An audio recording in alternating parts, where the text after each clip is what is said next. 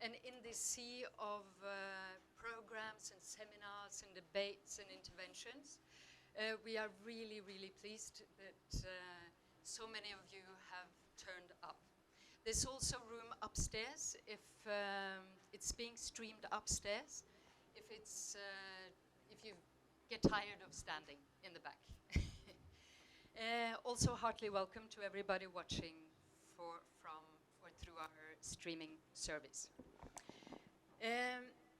It's a full house. I'm not completely surprised. The panel is brilliant.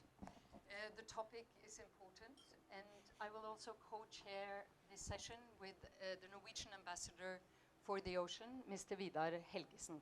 So he will step in during the debate. I'm a bit stricter than him, so I will do the time management part in the beginning.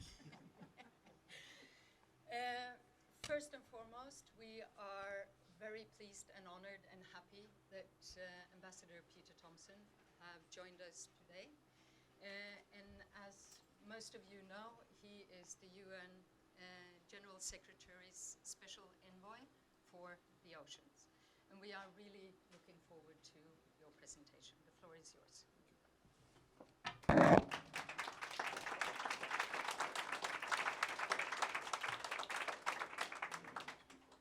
minutes. And I'm timing. I'm putting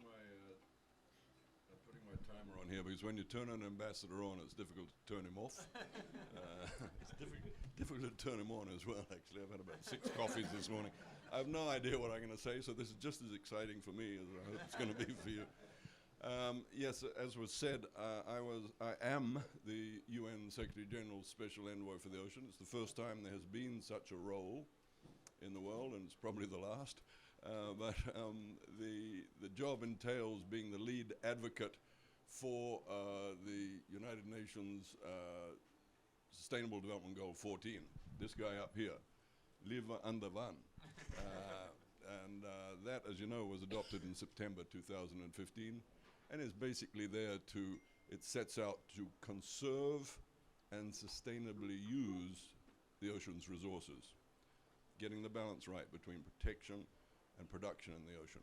So that's what my job is, and my diary shows that over the last 2 years, I'm on average in 1.5 countries every week.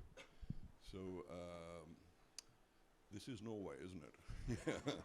Yeah, I've just come from Chile. The rewarding thing for my job is that I come from Fiji, and I was Fiji's ambassador at the UN for 7 years. And during that 7 years, we were putting together the Sustainable Development Goals. And we had to fight very hard to get SDG 14 into the Sustainable Development Goals. Because back then, people said, well, why bother? The ocean's just the ocean. But we knew from the Pacific Islands that things were changing in the ocean and that all was not well. We knew, actually, that the ocean was in trouble. We saw our species that had been there forever were leaving us because the ocean was getting warmer. We saw that our coral was dying because of the acidification of the ocean and the warming of the ocean. And scientists were telling us that there was less and less oxygen in the ocean, so that we weren't going to have the life that we were used to. Now, when you come from an island country, you're totally dependent on the ocean. And to hear all these harbingers of what was coming really alarmed us. The world at that time, I'm talking back in 2013, 2014, when these goals were being developed, the world at that time had begun to realize that climate change was actually happening and that we had to do something serious about it. But they had not realized at that stage that ocean change was also happening.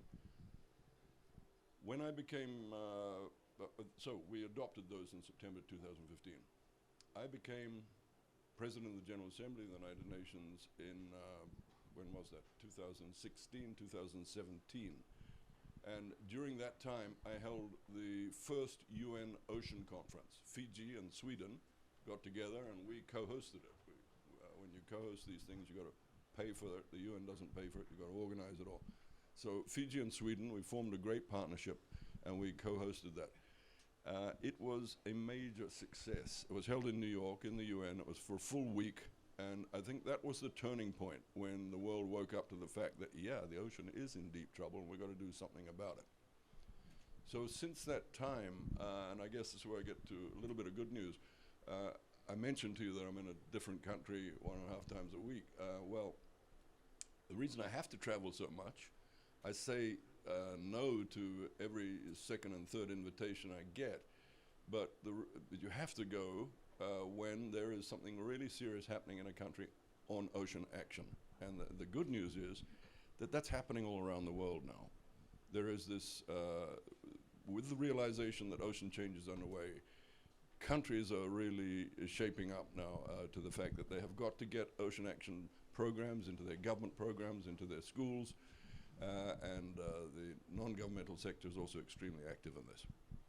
So that's the reason I'm always having to be here or there, addressing these conferences of people that are trying to do the right thing for the ocean. So when we come to who is doing what, one of the really important things that's underway at the moment, and as Norwegians, I'm not puffing this up for your sake, you may have heard of the high-level panel for a sustainable ocean economy. This was something that Prime Minister Solberg came up with and asked me to come over to Oslo to talk about it. We had a chat, and yes, it was a great idea that she had, and I gave it support, and I serve on that panel with 14 heads of government, heads of state. And this is a serious panel that she put together. You've got people like the President of Indonesia, the Prime Minister of Japan, Prime Minister of Australia, the President of Ghana, President of Kenya, President of Mexico, President of Chile. It's a really serious group of heads of government, heads of state from ocean-oriented countries. And underneath that panel, we have appointed a group of experts, which I would say would be the best experts we've got in the world in ocean science, who are putting together blue papers, which are going to be assembled into a report, which is going to be presented at the second UN Ocean Conference. Yes, we're having a second one, and it's being held in Lisbon next year, from the 2nd to the 6th of June, and is being co-hosted by, this time, Portugal and Kenya are the co-hosts. So these UN Ocean Conferences seem to be developing into a sort of 3-year cycle. Not just for the sake of getting together, but for the sake of putting the targets of this goal, putting the international community's feet to the fire on the fact that we are faithfully implementing this goal, that it's not just words. And those UN conferences are the one time when everybody gets together, all 193 member states, the United Nations, all the non-governmental organizations, the philanthropies, everybody comes to these UN conferences and asks the tough questions, presents the major problems, and presents the solutions.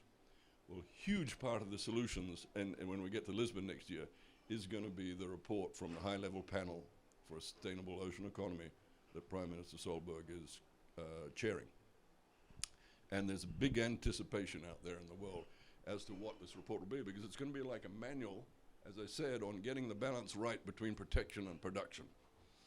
And if you want to go into what that is, of course, we're talking about offshore energy, we're talking about fisheries, we're talking about what we do with the genetic resources of the ocean, which is obviously one of the huge areas of development.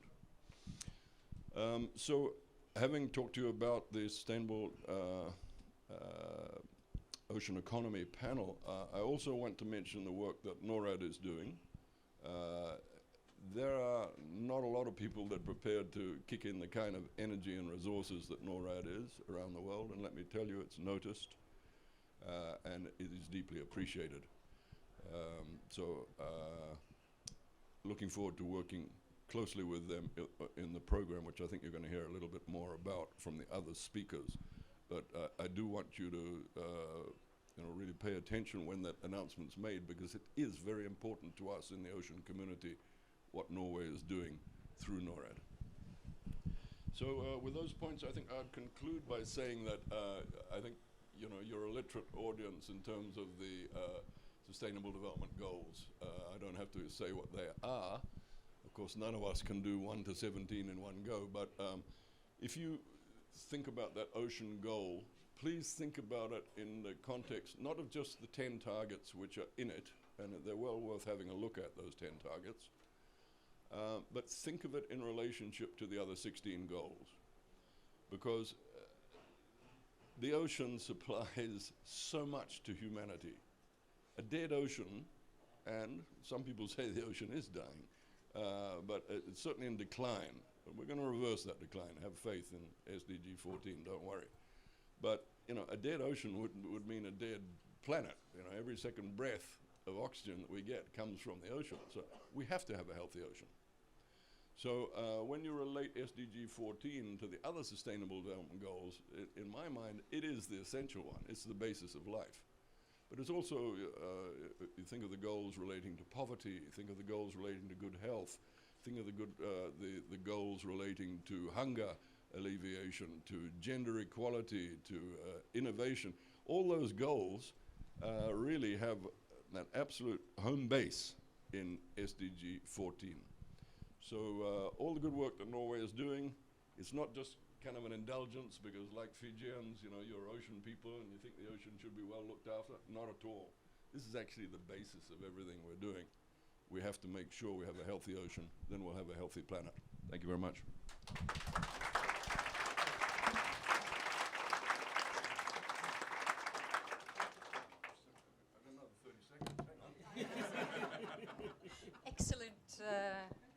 Excellent time management. Yeah. And I think it's now natural to proceed over to the government, which concluded your speech. We have party chair of the Christian Democratic Party, Minister Kjell Ingolf Ropstad, please.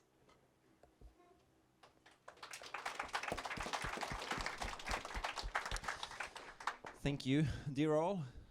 First of all, I would like to thank Peter Thomsen for so directly linking the agenda for SDG 14 with the ability to reach all the other SDGs. I think that's an important point. And let me be absolutely clear. If we are to end poverty, and we are to end poverty, we are totally dependent on that very link. I have been given 5 minutes, so I will try to stay brief. But let me comment on a few of the SDGs.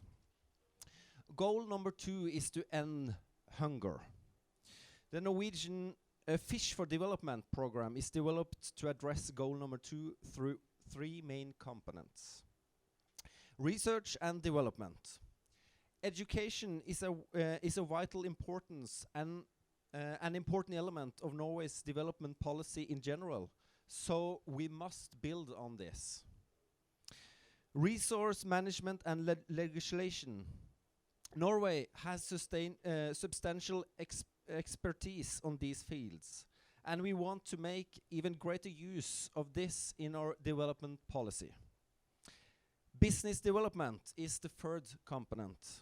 Norway's own expertise shows, and also the experience, shows that it is possible to make a good profit from the commercial use of fish and the marine resources. Let me give one example. Fish and seafood is not only feeding people, it is also a major source of income for many development countries. 60% of the value of fish trade originates in developing countries. And to put this in perspective, the income of developing countries from exporting fish is larger than the income from all agriculture products put together. There is no question, therefore, that the ocean is critical for development. It means big numbers for the economy and can mean even more in future if the right policies are put in place. Let me just briefly comment on goal number 14. Conserve and sustainably use the oceans, seas and marine resources for sustainable development. Marine litter is an increasing problem internationally. 8 million tons of plastic enters the ocean every year. Many developing countries and fast-growing economies lack a proper system for handling waste. The majority of waste in developing countries is handled by an informal sector dominated by women and children, doing waste picking, collection, sorting, and sale of used materials. Waste is an important source of income for many poor, but working in this sector also includes a great risk for your health. Our governmental programs are therefore aimed at improving health, environment, and safety in waste management. Improving the health of women and children means that we ensure the health of future generations. In all these efforts, I cannot underline enough how important it is to include the informal sector and the NGOs in solutions for more sustainable management. I have many times quoted the UN Secretary General. We are the first generation that can end poverty, and we are the last that can end climate change. In this lies the challenge, our common duty, and our commitment. Let that be my at the end of my remarks. Thank you.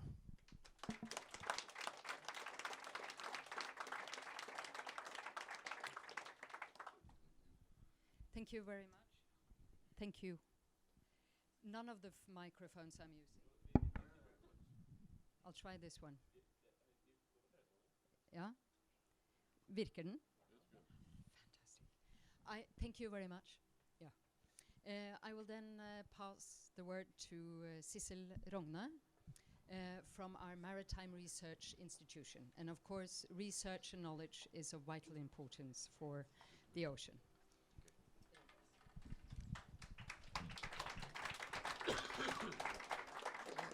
Good morning, ladies and gentlemen and ministers. The topic of today is fish for development. And in this time, we are all developing the knowledge for the ocean. And I'm very delighted that we have put on not only 14, but also the SDG 17, because we need partnership. And fish for development is really something for all nations. We need to develop our knowledge and also to change the way we are managing the oceans. I will then start actually with highlighting food security.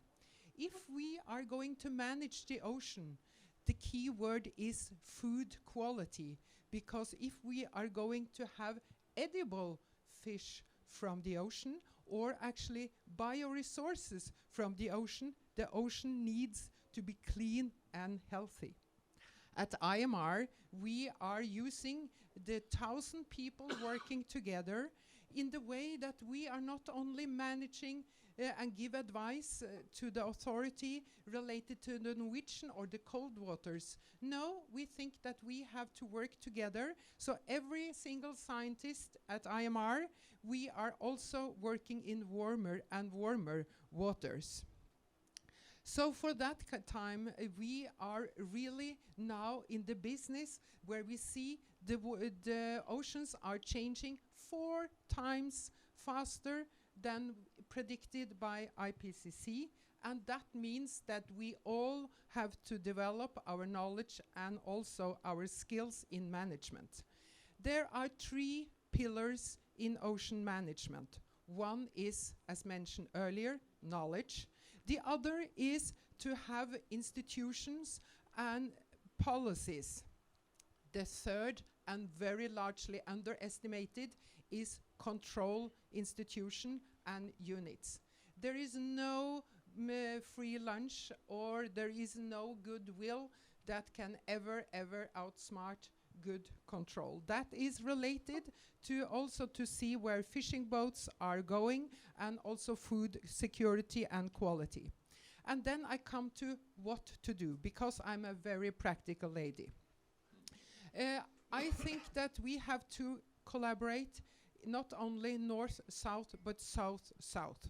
And I think that we need to create hubs where we can be very practical. For us doing advice, we need to use the expensive research vessel, but there is a key element, knowing how to run surveys.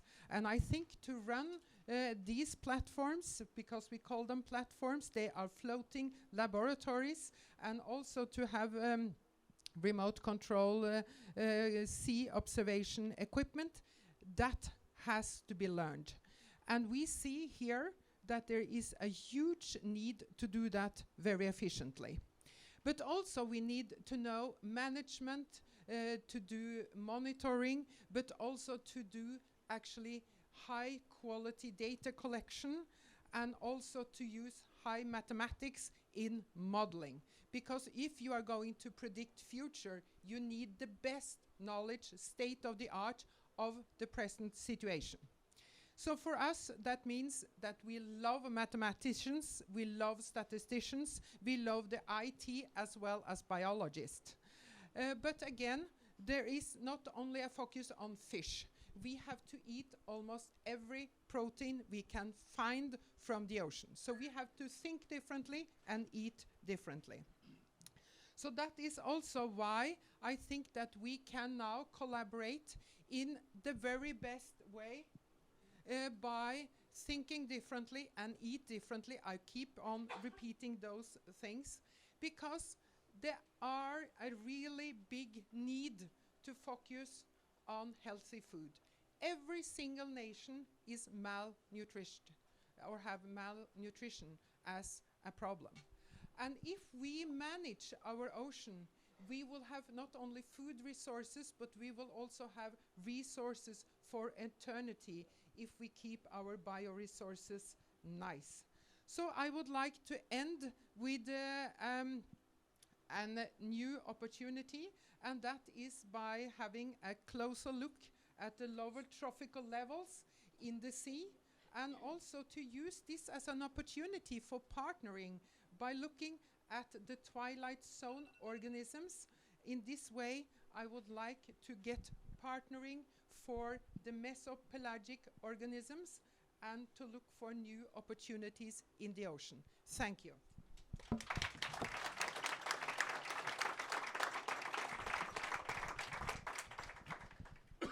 We will then continue with our host, director of Norad. For those of you missing the Prime Minister, I can assure you she is on her way. So she will join us in the course of the debate. But first and foremost, our host, director Norad, Jon Lomøy.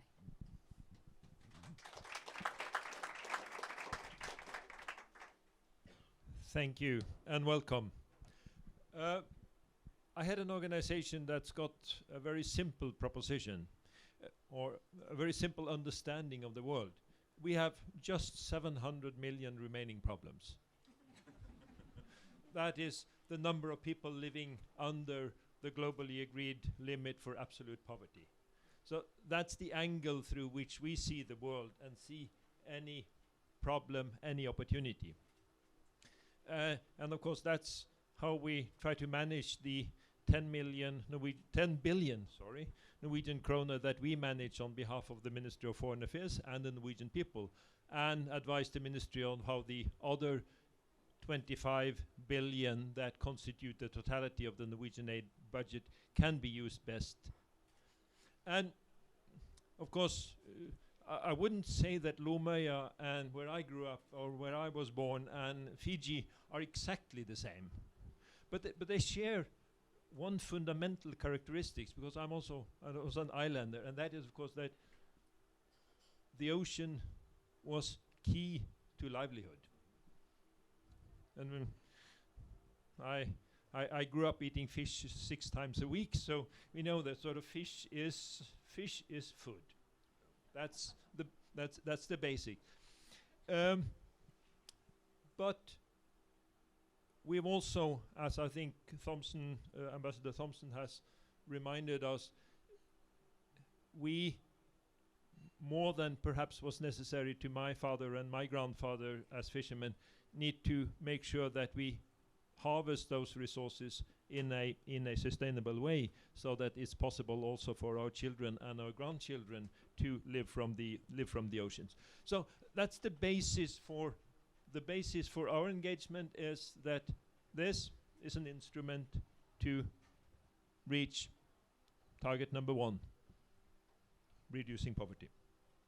And that's why we have the programs that we have. And we have 2 main legs of what we're doing on marine issues. One is building on a 40-year experience with supporting developing countries to make use of their fish resources. We have the Fish Development Program, working with CISL and also with Liv, my colleague in the Directorate of Fisheries here, in enabling developing countries to have knowledge necessary to manage resources, to have policies, legislations, regulations in order to manage their fisheries resources. Of course, because that's food, because that's employment, because that's income to poor people.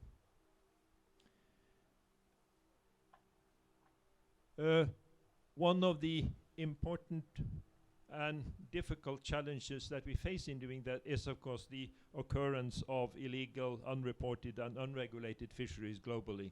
This is one of the major parts of the black economy of the world, and helping developing countries deal with that problem is, again, assisting developing countries, but also assisting the world in managing the marine resources better. Unfortunately, and I could actually see that when I went to Lomaya with my grandchildren, where my grandparents live, went with my grandchildren this summer.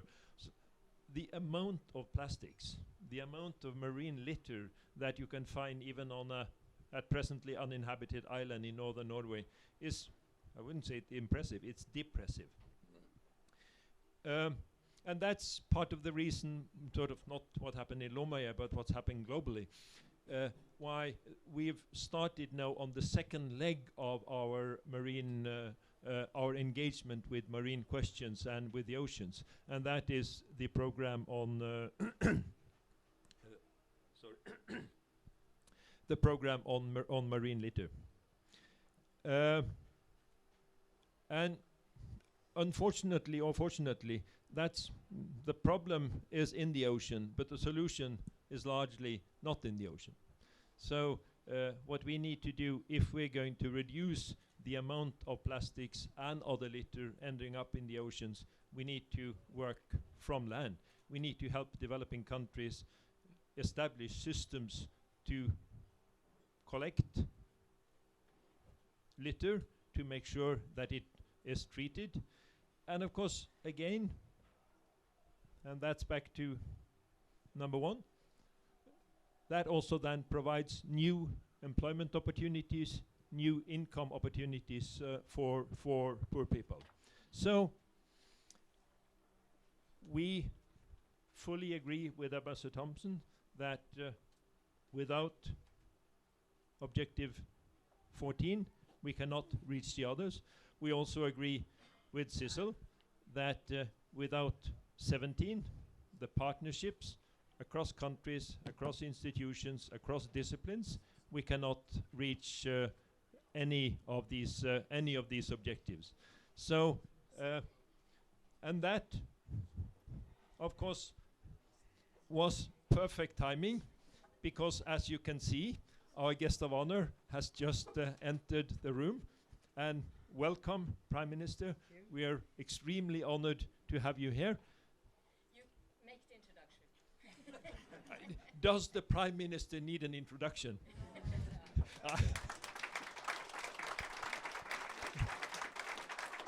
Welcome, Prime Minister. We are very honored to have you here. The floor is yours.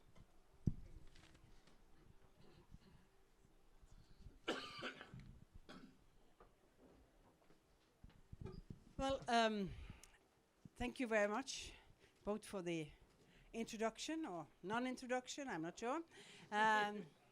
You know, these days here is running around in different tents and different odd meeting rooms. This is also a special one too, but it really is a vibrant discussion on a lot of the big issues for our country, but also on the global goals. As you know, we are all dependent on the oceans. We are all part of the blue economy. The way we manage the oceans will be of vital importance for our ability to reach many of those global goals that we decided on in 2015. Take the first two goals, no poverty and zero hunger. Over the next 30 years, the world population will be expected to increase by 2 billion. Today, only 5% of the food consumption globally comes from the oceans. And we know that marine resources will be crucial if we are to provide a growing world population with enough food, enough energy, medicine, and minerals. From job creation to energy, health, and nutrition, the potential of the oceans is tremendous. If we manage it wisely, the ocean will help us to fight poverty, build prosperity, but also to create a healthy blue economy.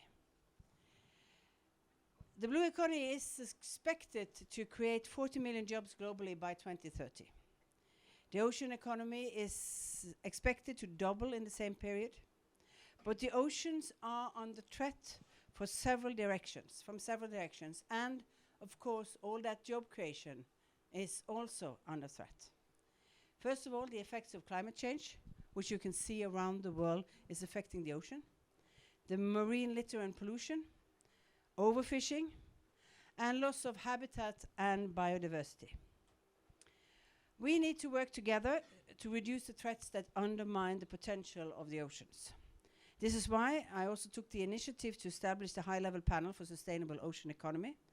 The panel is made up of serving heads of state and governments from all continents, and our goal is to advance a new understanding of the oceans that will help us both to protect the oceans, but also optimize their value for humankind. We are set to deliver a roadmap for action at the UN Ocean Conference in Portugal in 2020. The panel is studying science-based proposals for how ocean issues can be solved. Broad international cooperation, including all stakeholders, is crucial. Ocean is, in fact, just like climate. It knows no border,